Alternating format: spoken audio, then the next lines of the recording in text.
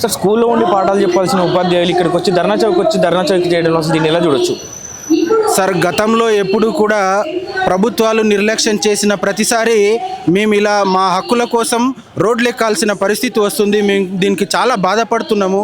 ఒక సగటు ఉపాధ్యాయుడు ప్రతిరోజు టైం తప్పకుండా టైం టేబుల్ ప్రకారంగా ప్రతిరోజు స్కూల్కి వెళ్ళి పిల్లల యొక్క బాగోగుల కోసం ఆ రోజంతా ఆలోచించి ఈరోజు ఏం చేయాలి, రేపు ఏం చేయాలి, నా క్లాస్ రూమ్ని ఎలా డెవలప్ చేసుకోవాలి, మా ఊరిలో ఉన్న పిల్లల్ని స్ట్రెంత్ ఎట్లా పెంచుకోవాలి, వాళ్ళని ఏ విధంగా పై చదువుల కోసం గైడెన్స్ ఇవ్వాలని ఆలోచించేటటువంటి ఉపాధ్యాయుడు ఈరోజు అలాంటి ఆలోచనలు రాకుండా ఆర్థికపరమైనటువంటి వెనుకబాటుతో కుంగిపోతున్నాడు సార్. ఎందుకంటే వృత్తే దైవంగా భావించి పాఠాలు చెప్పే ఉపాధ్యాయులకి ఈరోజు కుటుంబ సపోర్టు లేకుండా పోతుంది. ఎందుకంటే కుటుంబ అవసరాలు తీరే పరిస్థితి లేదు సార్. దానికి కారణం ఏంటంటే ప్రస్తుతం మనం తెలంగాణ ప్రభుత్వంలో గౌరవ ముఖ్యమంత్రి గారు చాలా ఆశతో మమ్మల్ని ఆదరిస్తారనుకున్నాం. ఎంప్లాయీ ఫ్రెండ్లీ గవర్నమెంట్ వస్తుంది అని సంతోషపడ్డాం. కానీ తీరా చూస్తే మొదట్లో మాకు ఆర్థికపరమైన విషయాలకు కొంత సమయం ఇవ్వండి అని చెప్పి అడగడం జరిగింది. అందుకోసం మేము ఈ విషయంలో సంయమనం పాటించినాం. మన రాష్ట్రం మన భవిష్యత్తు కాబట్టి గౌరవ ముఖ్యమంత్రి చెప్పిన విషయాన్ని కోసం మేము ఇంకెప్పుడా మేము అడగకుండానే మా సమస్యల్ని పరిష్కరిస్తాడా అని చెప్పి ఎదురు చూస్తూ ఉన్నాం. ఆ ఎదురు చూడడం వల్ల మాకు న్యాయం జరగట్లేదు మరియు సమస్యలు పెరిగిపోతూ ఉన్నాయి. ప్రతి 6 నెలలకు ఒకసారి ఇచ్చేటటువంటి న్యాయపరమైన డిఏలు ఇప్పటికీ 6 పెండింగ్లో ఉన్నాయి. ఇక సిపిఎస్ ఉద్యోగులం మేము కొంతమంది. సిపిఎస్ అయితే ఇప్పటికీ కేవలం నాలాంటి ఒక సగటు ఉద్యోగికి 76 ఇన్స్టాల్మెంట్స్ పెండింగ్లో ఉన్నాయంటే అర్థం చేసుకోవాలి. ఇవి న్యాయపరంగా మాకు రావాల్సినటువంటి హక్కులు, డబ్బులు ఇవి ఎందుకు ప్రభుత్వం ఇవ్వలేకపోతున్నది? ఉపాధ్యాయులు ఈరోజు కంఫర్ట్ జోన్లో ఉన్నారని చెప్పి గౌరవ ముఖ్యమంత్రి గారు చెప్తే సాధారణ ప్రజలు ఏమనుకుంటారు? ఇది తప్పుడు మెసేజ్గా భావించి ఉపాధ్యాయులకు ఏమైంది, జీతం వస్తుంది కదా 1వ తేదీన వస్తుంది, వీళ్ళు ఎందుకు పని చేయట్లేదు, ఎందుకు ధర్నాలు చేస్తున్నారు, వీళ్ళకి జీతాలు ఎక్కువైనాయని తప్పుగా అనుకునే అవకాశం ఉంది సార్. దయచేసి అట్లాంటి స్టేట్మెంట్లు ఇవ్వకండి. మేమేం కోరుతున్నాం మీతోనంటే మాకు 1వ తారీఖు జీతం ఎందుకు ఇస్తున్నారు మీరు ఆలోచించుకోరా? ఇవ్వాల్సిన అవసరం ఏముంది? అది మా హక్కు కాబట్టి, మీ బాధ్యత కాబట్టి, ప్రభుత్వాల బాధ్యత. ఒక ఉద్యోగి బాగోగులు చూసుకోవాల్సిన బాధ్యత ప్రభుత్వంది. మేము నెల రోజుల నుంచి కష్టపడి స్కూల్కి వెళ్ళి డ్యూటీ చేస్తేనే మీరు 1వ తారీఖు జీతం ఇస్తున్నారన్న సంగతి మీరు మర్చిపోయి మాకేదో ఫేవర్ చేస్తున్నాం అన్నట్టు మాట్లాడడం ఎట్టి పరిస్థితుల్లో మేము సహించము. మాకు మధ్యాహ్న భోజనం వద్దు. మాకు రావాల్సినటువంటి పిఆర్సీ 2018 తర్వాత 2023లో మాకు రావాల్సింది 2026 గడిచినా కూడా రావడం లేదు. 3 ఏళ్ల కాలయాపన వల్ల ఒక ఉద్యోగి సగటుగా ఎంతో నష్టపోతాడు. ఆ నష్టాన్ని భర్తీ చేసేటందుకోసం మీరు ఎంబడే ప్రయత్నాలు మొదలుపెట్టండి. పిఆర్సీ నివేదికను తెప్పించుకోండి. తక్షణమే ఉపాధ్యాయులకు న్యాయమైనటువంటి ఫిట్మెంట్ను అమలుపరిచి వాళ్ళ యొక్క ఏదైతే కోరుకున్న డిమాండ్లలో ప్రధానమైనది ఉందో అది సాధించేటందుకు చర్యలు తీసుకోండి. అతి ముఖ్యమైనటువంటి సిపిఎస్ ఎంత పోరాటం చేశాం. సిపిఎస్ ఉద్యోగి ఈరోజు హఠాత్తుగా చనిపోతే ఆయనకు వృద్ధాప్య పింఛన్కి వచ్చేటటువంటి డబ్బులు కూడా రానటువంటి దుస్థితి. పేరుకోమే సమాజంలో ఉపాధ్యాయుడు ప్రభుత్వ ఉద్యోగము కానీ వచ్చే పెన్షనర్కు వచ్చేటటువంటి సామాన్యమైనటువంటి డబ్బులు కూడా రానటువంటి దుస్థితిలో ఈరోజు వ్యవస్థ ఉంది. సిపిఎస్ను రద్దు చేస్తామని ఇచ్చిన హామీని నిలబెట్టుకొని మమ్మల్ని పనిచేయించండి.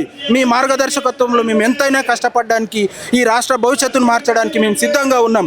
మేము తెలంగాణ ప్రాంత ఉపాధ్యాయ సంఘం అంటే జాతీయ భావాలు కలిగినటువంటి ఒక గొప్ప ఉపాధ్యాయ సంఘం.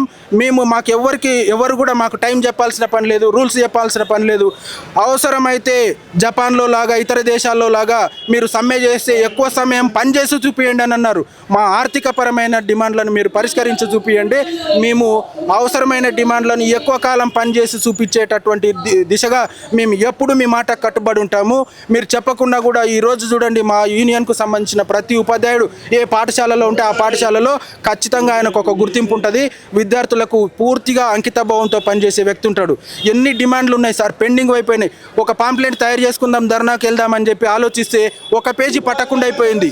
317 జీవోకు సంబంధించినటువంటి ఉపాధ్యాయులు ఎంతో బాధతో ఉన్నారు. ఈరోజు ఏదైతే ఇతర డిపార్ట్మెంట్లకు 190 జీవో తెచ్చి న్యాయం చేశారో అది ఆర్థికపరమైనది కానప్పటికీ కూడా అలాంటి ఒక ఆల్టర్నేట్ ప్రత్యామ్నాయాన్ని ఉపాధ్యాయుల కోసం తీసుకురాలేకపోయారా? ఎందుకు మా మీద నిర్లక్ష్యం? మీరు గౌరవ ముఖ్యమంత్రి గారు ఈరోజు కొన్ని వినూత్నమైన మార్పులకు శ్రీకారం చుడతామని చెప్పి తెలంగాణ పబ్లిక్ స్కూల్ లాంటివి ఎన్నో నిర్ణయాలు తీసుకుంటున్నారు. అందులో మా ఉపాధ్యాయులం మేము కనబడట్లేదా? మా ఆవేదన మీకు కనిపించట్లేదా? ఈరోజు మధ్యతరగతి వర్గం నుంచి మేము పేద వర్గంలోకి మారిపోతున్నాం సార్. ఎందుకంటే మాకు రావాల్సినటువంటి ఆర్థికపరమైనటువంటి బెనిఫిట్స్ రావడం లేదు. దయచేసి ప్రభుత్వం ఈ విషయంలో నిర్లక్ష్యాన్ని వీడి వెంబడే మాకు రావాల్సినటువంటి డిఏలు పిఆర్సీలను అందించి సిపిఎస్ను రద్దు చేసి వెంబడే ప్రమోషన్స్ ఏవైతే రెగ్యులర్గా ప్రతి సంవత్సరం ఇవ్వాలనో వాటిని రెగ్యులర్గా ఇస్తూ ట్రాన్స్ఫర్లు ఏవైతే ప్రభుత్వము చేసినవే చెప్పుకుంటున్నారో అవి కాదు సార్, జనరల్గా చేయాల్సినవే చేస్తున్నారు. ప్రచారం చేసుకోవడం మానేయండి, మాకు రావాల్సినటువంటి బెనిఫిట్స్ను మాకు అందియండి అనేటటువంటిదే మా యొక్క ఈరోజు మహాధర్నా. ఇదంతా కూడా రాష్ట్ర వ్యాప్తంగా 10,000 మంది పైగా ఉపాధ్యాయులు ఈరోజు సెలవు పెట్టొచ్చారు. అంతమంది ఈరోజు సెలవు పెట్టడం వల్ల ఎంత నష్టమో మేము బాధపడుతున్నాం. ఆ లోపల మాకు ఆ బాధ ఉన్నది. మా ఉద్దేశము బడుల్ని బలహీనం కాదు, బలోపేతం చేయడం మా ఉద్దేశం. కానీ మాకు కూడా కుటుంబాలు ఉన్నాయి. అదే సమయంలో మేము బలంగా ఉండి మా బడుల్ని, మా బడి పిల్లల్ని, ప్రభుత్వ బడుల్ని రక్షించుకోవడమే మా ఉద్దేశము. దయచేసి మాకు న్యాయం చేసి సహకరించాలని చెప్పి గౌరవ ముఖ్యమంత్రితో మేము కోరుకుంటున్నాం. అంటే ఇదే విద్యకు సంబంధించిన విద్యాశాఖ మంత్రి కూడా రేవంత్ రెడ్డి ఉన్నాడు కదా, అంటే ఆయనకి ఇవన్నీ బాధలు అర్థం కావట్లేవు అంటారు. మీ బాధ వాళ్ళకి తెలుసుకోలేకపోతున్నా. వాస్తవంగా గౌరవ ముఖ్యమంత్రి గారు విద్యాశాఖ మంత్రిగా ఉండటం అనేది మేము చాలా అదృష్టంగా భావించాము. ఎందుకంటే స్వయంగా ముఖ్యమంత్రి ఒకవేళ వేరే వాళ్ళు మంత్రివర్గంలో ఉండి పనిచేసి ఆ శాఖకు సంబంధించిన విషయాలు ముఖ్యమంత్రి గారితో చర్చించి విషయాల్ని అమలు చేయాల్సి ఉంటుంది. కానీ మేము మొదట్లో ఏమనుకున్నాం, ముఖ్యమంత్రి గారే ఉండటం వల్ల మాకు అలాంటి కాలయాపన కూడా జరగకుండా మా నిర్ణయాలు ఏకదాటిగా అమలు చేసే అవకాశం ఉందని సంతోషపడ్డాం. కానీ సారేమో ఈరోజు వేరే పనుల్లో బిజీ అయ్యి మమ్మల్ని మర్చిపోయినట్టున్నారు. దయచేసి మా ఉపాధ్యాయుల్ని మీరు గుర్తించండి సార్. ప్రభుత్వ బడుల కోసం మీరు తీసుకున్న నిర్ణయాలను మేము సాధారణంగా ఆహ్వానిస్తున్నాం, వెల్కమ్ చెప్తున్నాం. మేము ఎంతైనా పని చేయడానికి సిద్ధంగా ఉన్నాం. కానీ ఒక ఉద్యోగి యొక్క పూర్తి శ్రద్ధతో పనిచేయాలంటే వాళ్ళకు అవసరమైన డిమాండ్లను పరిష్కరించే దిశగా మీరు సమయం ఇవ్వాలని మేము కోరుకుంటున్నాం సార్. వచ్చిన 6 నెలలకి సీఎం రేవంత్ రెడ్డి కావాల్సిన చేస్తున్నాడు. ఇప్పటికీ గవర్నమెంట్ వచ్చి కూడా 3 సంవత్సరాలు అవుతుంది కదా, ఇంకా ఈ డిఎల్ పెండింగ్ అయిపోయింది, సిపిఎస్ రద్దు చేయాలని చెప్పేసి ఇంతకన్నా రద్దు చేయాలని చెప్పేసి మీరు ధర్నాలు చేస్తున్నారు. దాని ఎలా చూడొచ్చు? వాస్తవంగా ముఖ్యమంత్రి గారు మొదట్లో మా ఉపాధ్యాయ సంఘాలతో సమావేశాలు ఏర్పాటు చేయడం జరిగింది. వాళ్ళు సాధారణంగా ఈ తెలంగాణ ప్రభుత్వం యొక్క పరిపాలన తీరును మేము అర్థం చేసుకోవాలి, ఎంత రాబడి ఉంది, ఎంత వ్యయం ఉందో మేము అర్థం చేసుకొని మాకు సమయం కావాలని కోరడంతో మేము తెలంగాణ ప్రభుత్వంలో ఉద్యోగులం భాగం, మాకు కూడా బాధ్యత ఉంది అని మేము పెద్ద మనసు చేసుకొని గౌరవ ముఖ్యమంత్రి గారి మాటకు విలువనిచ్చి మేము చాలా కాలం ఎదురు చూసాము. 2 ఏళ్ళు కాబోస్తుంది సార్. 2 ఏళ్ళు దాటిపోయినా కూడా ఇంకా వేచి చూస్తే ఇంకా మిగిలింది 2 ఏళ్ళే. కాబట్టి ఈ ముఖ్యమంత్రి గారి యొక్క ఆధ్వర్యంలో మా సమస్యలు పరిష్కారం కావాలనేదే మా యొక్క తక్షణ కర్తవ్యం. సార్ దయచేసి మమ్మల్ని ఎట్టి పరిస్థితుల్లో నిర్లక్ష్యం చేయకండి, ప్రభుత్వ బడుల్ని బలోపేతం చేయండి, ఉపాధ్యాయుల్ని సంతోషంగా పనిచేసేలాగా చూడండి. అంటే మీకు కావాల్సిన కార్యాచరణ అయితే, ఇప్పుడు కావాల్సిన డిమాండ్లు అయితే, ఇవన్నీ చేయకపోతే నెక్స్ట్ ఏం చేయదలుచుకున్నారు? మేము ఎప్పుడైనా కానీ విద్యార్థులకు విద్యను అందించేటటువంటి ఒక శాంతియుతమైనటువంటి మార్గంలో వెళ్తాం సార్. ఇప్పటికీ మేము మహాధర్నా పేరుతో అన్ని జిల్లాల నుంచి మా తెలంగాణ ప్రాంత ఉపాధ్యాయ సంఘం నుంచి ఉపాధ్యాయుల సమీకరణ చేశాము.